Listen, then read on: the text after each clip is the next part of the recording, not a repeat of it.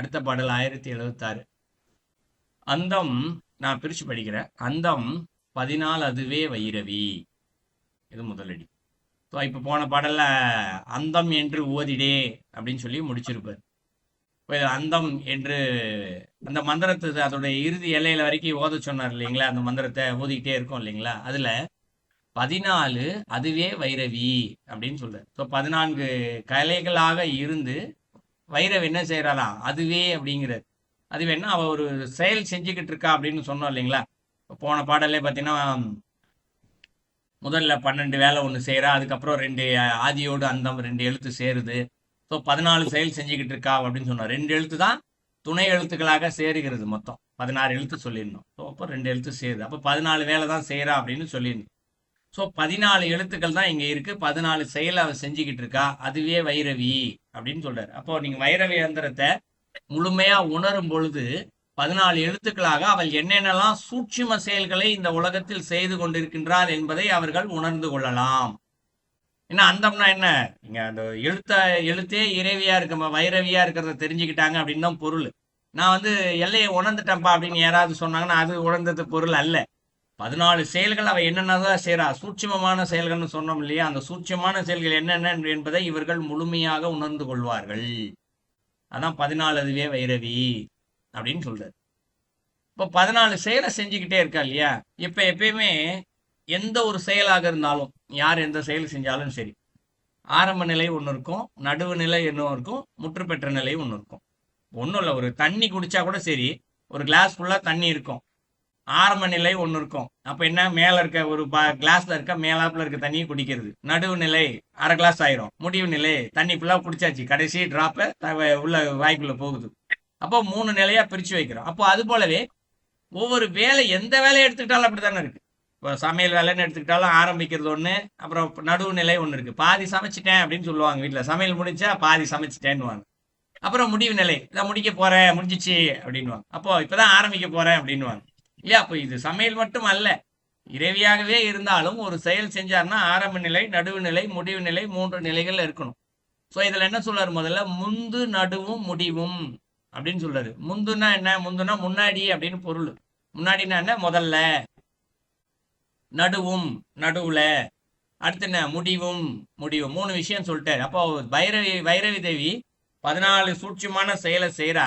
இந்த 14 சூட்சமான செயல்ல 3 வித நிலைகள் இருக்கின்றது. இந்த 3 நிலைகளையுமே முதலாக அப்படின்னு ஒரு வார்த்தை சொல்றாரு.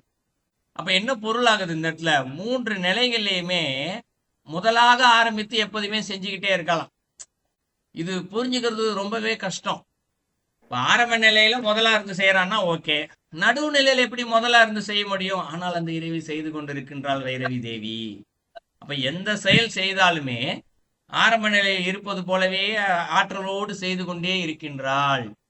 ரொம்ப கஷ்டம் 2வது அடியை புரிஞ்சுக்கிறதுக்கு, திருப்பி திருப்பி படிக்கணும். ஸோ ஆரம்ப நிலை, நடுவு நிலை, முடிவு நிலை, 3 நிலைகள் எந்த நிலைகளாக இருந்தாலும் அதை முதலாகவே இருந்து இவதான் முன்னிலையா நிற்கிறாள் அந்த செயலை செய்யறதுக்கு. முதலாக இருந்து முன்னிலையில இதை செய்யறா அப்படின்னு சொல்லலாம். இப்ப இது என்ன நல்லா புரிஞ்சுக்கலாம் அப்படின்னா, நான் உலக அறிவுக்கு ஏற்ற மாதிரி சொல்றேன். இப்போ அலுவலகத்துக்கு போறோம், காலையில ஆரம்ப நிலை வச்சுக்கலாம், மத்தியானம் நடுவு நிலை வச்சுக்கலாம், சாயங்காலம் கிளம்பும் போது முற்று பெற்ற நிலையும் வச்சுக்கலாம். காலையில போகும்போது அவசர அவசரமா ஆபீஸுக்கு போவோம், ஒரு ஆர்வம் இருக்கும், இந்த வேலையை செய்யணும் அந்த வேலையை செய்யணும், ஒரு ஆர்வ நிலை இருக்கும். அது முதல்ல. இப்போ அப்படியே மத்தியானம் எடுத்துக்குவோம், வேலையை செஞ்சுக்கிட்டே இருப்போம். அப்ப அந்த ஆர்வம் அந்த அவசரம் எதுவுமே இருக்காது மத்தியானத்துல. சாயங்காலம் ஆச்சுன்னா எப்படா கிளம்புவோம் அப்படின்னு தான் நிற்கும். அப்ப 3 நிலைகள்ல 3 விதமான சிந்தனைகள் இருக்கு. ஒண்ணு உள்ள நுழைஞ்சு ஐயோ இதை செய்யணுமே அதை செய்யணுமேன்ற ஒரு ஆர்வம். மத்தியானம் ஆர்வமே கிடையாது, வீட்டுக்கு கிளம்பணுன்ற எண்ணமே இல்லை, வேலை செய்யறதுல மட்டுமே குறிக்கோளா இருக்கும். சாயங்காலம் ஆச்சுன்னா ஆர்வமும் இருக்காது, குறிக்கோள் இல்லை, எப்போ மூடுவோம் லேப்டாப்பை, எப்ப வீட்டுக்கு போலாம், இப்படித்தான் இருக்கும் இந்த இல்லையா 3 நிலை. ஆனா இப்ப 3 நிலையிலுமே முதலாகவே அந்த விருப்பத்தோடு செய்யறது, இப்படி காலையில இப்படி ஆர்வத்தோடு செஞ்சாலோ அதே மாதிரி ஆர்வத்தோடு தான் கடைசி நிலை வரைக்கும் அந்த 14 வேலையும் அவள் செய்து கொண்டே இருக்கின்றாள். இப்ப எல்லாருக்கும் கொஞ்சம் புரிஞ்சிருக்கும்னு நினைக்கிறேன் 2வது அடி. அடுத்து என்ன சொல்றாரு, சிந்தை கமலத்தெழுகின்ற மாசக்தி அப்படின்னு சொல்றாரு. இப்போ இந்த 14 செயலை செஞ்சுக்கிட்டே இருக்கா. இந்த மந்திரத்தை யார் ஒருத்தர் சொல்லிக்கிட்டே இருக்காங்க, 16 எழுத்தை ஓதிக்கிட்டே இருங்க அப்படின்னு சொன்னார் இல்லையா? யார் ஒருத்தர் இந்த ஓதிக்கிட்டே இருக்காங்களோ, சிந்தை கமலத்தெழுகின்ற மா சக்தி. இப்போ இந்த 14 எழுத்தை தொடர்ந்து ஜெபிச்சுக்கிட்டே இருக்காங்க. 2 எழுத்து சேருது. அதனுடைய எல்லை அந்த வரைக்கும் யார் ஒருத்தர் ஜெபிக்கிறாங்களோ அவங்களுக்கு தெரிஞ்சிடும். ஆரம்பம், நடுவு, எல்லை வரைக்கும் தேவி வந்து முத ஆளா இருந்து இதை செஞ்சுக்கிட்டே இருக்காரு அப்படின்றது அவங்களுக்கு தெரிஞ்சிடும். யார் ஒருத்தர் ஜெபிச்சுக்கிட்டே இருக்காங்களோ அவர்களை சிந்தனையில கமலத்து எழுகின்ற மா சக்தி அப்படின்னு சொல்றாரு. கமலம்னா எது? தாமரை. அப்ப சிந்தனையில மந்திரத்தை ஜெபிச்சுக்கிட்டே இருக்காங்க, வேற ஒன்றும் செய்யல. சக்கர சாதக முறைகளோ வேற எதுவுமே செய்யல, இந்த மந்திரத்தை மட்டும்தான் ஜெபிச்சுக்கிட்டே இருக்காங்க. ஆனா தானாவே என்ன ஆயிடுது? மூலாதார சக்தி எல்லாம் ஆரம்பித்து விடுகின்றது. அவர் 7 சக்கரத்துல போயிட்டு 7வது சக்கரத்துல சகசிரதலம் இங்கு விரிவடைகின்றது. ஸோ சிந்தனையில மந்திரத்தை ஜெபிக்கிறாரு. கமலம் அந்த தாமரை மலர்ல எழுகின்ற மாசக்தி, அவர் சகசிரதலம் என்ன ஆயிடுதான்? விரிவடைந்து விடுகின்றது. விரிவடைந்து அங்கு மா சக்தியானது எழும்ப ஆரம்பிக்கின்றது. இது 3வது அடியில சொல்றாரு. இப்ப எழுந்தவனே அந்த சக்தி எப்படி இருக்கான்? அந்த அந்தமும் ஆதியும் ஆகி நின்றாளே அப்படின்னு சொல்றாரு. அப்போ சகசிரதலத்திலிருந்து வெளில வருது சக்தி. அந்த சக்தியை இவர் பார்க்கறாரு. பார்க்கும்போது யார் அந்த சக்தி அப்படின்னு பார்க்கும்போது அந்த சக்தி தான் நீங்க அந்தமும் ஆதியும் ஆகி நின்றாளே. அந்தம்னா என்ன? எல்லை. ஆதினா என்ன? ஆரம்பம். அப்போ எப்பயுமே ஆதியும் அந்தம்னா சொல்லுவோம். ஆரம்ப நிலையில இருந்து இருக்கக்கூடிய தெய்வம், இறுதி நிலையில இருக்கக்கூடிய தெய்வம் தானே சொல்லணும். ஆனா இந்த இடத்துல என்ன சொல்றாரு? அந்தம் தான் முதல்ல சொல்றாரு, 2வது ஆதியும் சொல்றாரு இந்த இடத்துல. அப்ப என்ன ஆயிடுச்சு? இப்ப ஒரு ஒரு மந்திரத்தை ஜெபிச்சுக்கிட்டே இருக்காரு இல்லையா? மந்திரத்துடைய எல்லையில பார்க்கும்போது இறைவி செய்கின்ற 14 தொழில்கள் இங்க தெரியுது. அப்ப இந்த வினாடி, இன்னைக்கு என்ன தேதியோ இந்த வினாடி இந்த தெய்வம் என்ன செய்து கொண்டிருக்கின்றாள் என்பதை இவரால் தெரிந்து கொள்ள முடிகின்றது. இது அந்தம். அதே போல இந்த தெய்வம் செஞ்சுக்கிட்டு இருக்க தெய்வம் தான் ஆதியும். ஆதியம்னா எப்போ சர்வ சிருஷ்டி தோன்றுச்சோ அப்பையில இருந்து, அப்ப எப்படி இருந்தாலும் அந்த தெய்வம் வரைக்கும் இவருக்கு எல்லாமே தெரிஞ்சிடுதான். முழுமையாகவே ஆதியுமாகி நின்றாளே, அவதான் இந்த இடத்துல இருக்கா. எப்போ சர்வ சிருஷ்டி நடந்துச்சோ அந்த தெய்வம் தான் இங்கேயே வந்து நிக்கிறா அப்படின்றத தெரிஞ்சுக்கிறார். இந்த வடியும் புரிஞ்சுக்கிறது கொஞ்சம் கஷ்டம்தான். எப்படின்னா, இப்போ மாசக்தி வெளியில வரதே தெரிஞ்சுக்கிறாரு. அப்போ முக்காலத்தையும் உணரக்கூடிய ஆற்றலானது அவருக்கு இங்கு கிடைக்கின்றது. அப்போ முக்காலம்னா என்ன காலம்? இறந்த காலம், நிகழ்காலம், எதிர்காலம், 3மே தெரியுது. இப்போ இறந்த காலம் அப்படின்னு சொல்லப்படுறது எவ்வளவு நாளைக்கு? 1 வருஷத்துக்கு முன்னாடியா, 2 வருஷத்துக்கு முன்னாடியா, 10 வருஷத்துக்கு முன்னாடியா, இல்ல ஒரு யுகத்துக்கு முன்னாடியா? இல்ல, என்னைக்கு சர்வ சிருஷ்டி ஆரம்பிச்சதோ அன்னையில இருந்து என்னென்னலாம் நடந்தா எல்லாமே அவருக்கு இங்கு தெரிய ஆரம்பித்து விடுகின்றது. தெரிதல் என்ன? உணர்தல். இது ஞானத்தின் உச்ச நிலை. இது புரிஞ்சுக்கிறது கொஞ்சம் கஷ்டம் தான். இது வந்து உணர்ந்து தெரிந்து கொள்ள வேண்டிய விஷயம். எப்படி தேனை சாப்பிட்டு அதனுடைய சுவையை வந்து சாப்பிடாதவங்க உணர முடியாதோ, சாப்பிட்டவங்க தான் தெரிஞ்சுக்க முடியுமோ, அதுபோல இந்த மந்திரத்தை செய்து ஆதியும் அந்தமா இருக்கிற தெய்வத்தை யார் ஒருத்தர் உணர்ந்தாங்களோ அவங்களால தான் தெரிஞ்சுக்க முடியும். நம்ம ஜஸ்ட் படிக்கிறோம், கேள்வி ஞானத்துல இதெல்லாம் தெரிஞ்சுக்கிறோம், அவ்வளவுதான். ஸோ இப்படி ஒரு மகாசக்தி வரா, இன்னைக்கு இருக்கக்கூடிய என்ன ஆற்றலோடு இவன் இந்த வேலையை செய்யறான்னு தெரிஞ்சுக்கலாம். இவ தான் இந்த இடத்துல சர்வ சிஷ்யம் நடக்கும்போது இருந்தான்றதையும் இங்க தெரிஞ்சுக்கலாம்.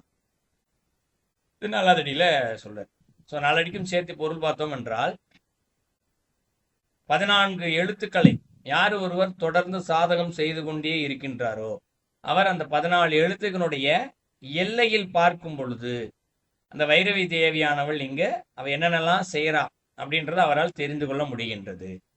என்னென்னலாம் செய்யறா அப்படின்னா, அந்த 14 சூட்சும செயல் செய்யறா இல்லையா, அதுல ஆரம்ப நிலை, நடுவு நிலை, முற்றுப்பெற்ற நிலை, 3 நிலைகள் அவள் அந்த வேலையை செய்யறா. செய்து கொண்டே ஒவ்வொரு வேலையுமே முதன்மையாகவே நின்று அந்த வேலைகளை அவள் செய்து கொண்டே இருக்கின்றாள் என்பதை இந்த சாதகர் தெரிஞ்சுக்கிறாரு. அவர் தெரிந்து கொள்ளும் பொழுது அவருடைய சிந்தனையில அந்த 14 எழுத்துக்கள் கொண்டான அந்த தேவியே வைரவி தான் 14 தொழில்களா தெரிஞ்சுக்கிட்டார் இல்லையா? அப்ப எப்போ அதனுடைய முற்றுப்பெற்ற நிலையில் அவருடைய சகசர தளத்திலிருந்து ஒரு மா சக்தியானது இங்கு எழ ஆரம்பிக்கின்றது. இப்படி இழக்கின்ற அந்த மா சக்தியை ஆதியாகவும் அந்தமாகவும் நிற்பதை அவர் இங்கு தெரிந்து கொள்கிறார். அந்த பாடலுடைய கருத்து. எனக்கு ஒரு ஐயம் என்றால், இந்த மந்திரத்துல இவ்வளவெல்லாம் சொல்லி 3000 பாடல்கள் சொல்லி வச்சிருக்கிறார். அதே நேரத்தில் அந்த சாதாரண மகன் ஒருவன் தானே இயற்கையாக திரசக்தி பெற்று அவர் ஞானியா எங்களுக்குள்ள இருக்கிறார். அதுக்கும் இதுக்கும் என்ன தொடர்பு இருக்கிறது? இதை வந்து 2 வகையா புரிஞ்சுக்கலாங்க ஐயா, சரிங்களா? ஒரு வகை என்ன அப்படின்னா, நான் ஏற்கனவே ஒரு பலமுறை சொல்லியிருக்கேன், திருமந்திரத்திலே சொல்லப்பட்டிருக்கு. இறைவன் அடையக்கூடிய வழிமுறைகள் 20,800 வழிமுறைகள் இருக்குன்னு திருமந்திரத்திலே ஒரு பாடல்ல குறிப்பிடப்பட்டிருக்கு. சரிங்களா? அப்போ இந்த வழிமுறைகள் ஒவ்வொன்றுமே குறிப்பிட்ட 1 வருஷம் 2 வருஷம் செஞ்சா போதுமா அடையுமானா கிடையாது. உதாரணத்துக்கு புரிஞ்சுக்கிறதுக்காக சொல்றேன். ஒருத்தர் 200 வருடங்கள் தொடர்ந்து இந்த மந்திரத்தை சொன்னால் அவருக்கு அந்த அதனுடைய எல்லையில் சேர்வார், இறைவனை தரிசிப்பார் என்று இருக்குன்னு வச்சுக்குவோம். ஒரே பிறவியில் எப்படி 200 வருஷம் மந்திரம் சொல்ல முடியும்? அப்ப என்ன செய்வாரு? அவர் இதுக்குன்னு ஒரு 4-5 பிறவி எடுப்பார். ஒரு ஒரு பிறவிலையும் ஒரு 20 வருஷம் 30 வருஷம் மந்திரம் சொல்லிக்கிட்டே வராருன்னு வச்சுக்குவோம். ஒரு 5 பிறவி போயிருது. அப்ப இன்னொரு ஒரு 5 வருஷம் தான் சொல்லணும்னு ஒரு பேலன்ஸ் இருக்கு. அப்ப 5 வருஷம் பேலன்ஸுக்காக ஒரு பிறவி எடுத்திருக்காரு. அப்போ ஒரு 30 வயசோ 35 வயசோ இருக்கும்போது அந்த 5வது வருஷத்தை அவர் பூர்த்தி செய்யறாருன்னு வச்சுக்கோம். உடனே அவருக்கு ஞானம் கிடைச்சிருது. அந்த இதைத்தான் பூர்வ ஜென்ம புண்ணியம் அப்படின்னு சொல்லுவாங்க இல்லையா? அது ஜென்ம ஜென்மமாக தொடருது. அப்ப இன்னைக்கு நம்ம செய்யற பூஜை புனஸ்காரம்லாம் அப்போ ஒரு மனுஷன் இறந்தவனே வீணா போகுதான்னா இல்ல. இது எல்லாமே ஒரு பேங்க்ல போட்ட டெபாசிட் மாதிரி அது வாட்டுக்கு இருக்கும். ஸோ இது அடுத்த ஜென்மாவிலும் நிச்சயமாக தொடரும். எப்படி பாவம் என்பது தொடர்ந்து வருகின்றதோ அதுபோலவே புண்ணியம் என்பதும் நிச்சயமாக தொடர்ந்து வரத்தான் செய்யும். ஒரு மனிதன் இறந்ததும் அவனுடன் கூட வருவது பாவமும் புண்ணியமும் மட்டுமே, வேறு எதுவும் வராது. சரிங்களா? அப்ப இந்த ஞானம் இருந்தார். என்னங்கய்யா? ஞானம் கல்வியும் சேர்ந்து வருந்தாரு. நிச்சயமா ஞானம் நீங்க புண்ணியம் என்று சொன்னால் புண்ணியம்ன்றது என்ன ஒரு பொருள் கிடையாது. பாவம் என்பது ஒரு பொருள் கிடையாது. சரிங்களா? நீங்க புண்ணியம் அப்படின்னு எடுத்துக்கிட்டீங்கனாலே புண்ணியம் என்பதற்கு பொருள் என்ன? அறம் என்று பொருள், தூய்மை என்று பொருள், தர்மம் என்று பொருள். எதற்கு? புண்ணியம் என்பதற்கு. ஸோ நீங்க எதெல்லாம் கற்றுக்கொண்டீர்களோ இதெல்லாம் கல்வி, இதெல்லாம் அறத்துல சேர்ந்துரும். நீங்கள் ஒரு தொழிலாக இருந்தாலும் கல்வியாக இருந்தாலும் எதுவாக இருந்தாலும் இதெல்லாம் அறத்துல சேர்ந்துரும் உங்களுக்கு. அவர்கள் செய்கின்ற செயல் எல்லாமே தர்மமா இருக்கும். நல்ல செயல், ஒழுக்கத்தை மட்டுமே ஒருத்தர் கடைபிடிச்சிட்டு வராருன்னே வச்சுக்குவோம். எப்பயுமே பொய் சொல்லாம திருடாம தன்னுடைய வாழ்க்கை முறை நல்லா உழைத்து சம்பாதித்து ஒருத்தர் வாழ்ந்துகிட்டே வராருன்னு வச்சுக்குவோம். அவருக்கு ஒன்றும் தானம் பண்ணல, தர்மம் பண்ணல, ஒண்ணுமே பண்ணல. காலைல எந்திரிக்கிறாரு, அவருக்கான தேவை 100 ரூபாய், 100 ரூபாய் அவர் உடல் உழைப்பால சம்பாதிக்கிறாரு, சாப்பிட்றாரு, தூங்கிடுறாரு. இப்படியே அவருடைய பிறவியெல்லாம் கடந்துடுறாருன்னு வச்சுக்கோம். இப்ப ஒரு தானம் பண்ணல, தர்மம் பண்ணல, தவம் பண்ணல, கோயிலுக்கு போல, ஒண்ணுமே பண்ணல. அப்ப அவருக்கு என்ன இருக்கு இந்த இடத்துலனா கர்மயோகத்தை சரியாக வாழ்ந்திருக்கிறார். அப்ப சரியாக வாழ்வதே இந்த இடத்துல ஒரு தர்மம் தான். இந்த கர்மயோகத்தை இல்லையா? அதெல்லாம் அதுல சேர்ந்துரும் உங்களுக்கு. ஸோ கல்வி இதெல்லாம் நான் கற்றுக்கொண்டது எல்லாமே உங்களுக்கு அறத்துல சேர்ந்துரும். இப்ப நீங்க செய்கின்ற சாதக முறைகள் இருக்கு இல்லைங்களா? இதெல்லாம் வந்து தூய்மையில சேரும். இது எல்லாம் தான் கூடவே வரும் நிச்சயமா. அதைத்தான் புண்ணியம் என்ற ஒரு வார்த்தையில சுருக்கி வச்சுட்டாங்க இந்த இடத்துல. புரியுதுங்களா? நன்றி, வணக்கம்.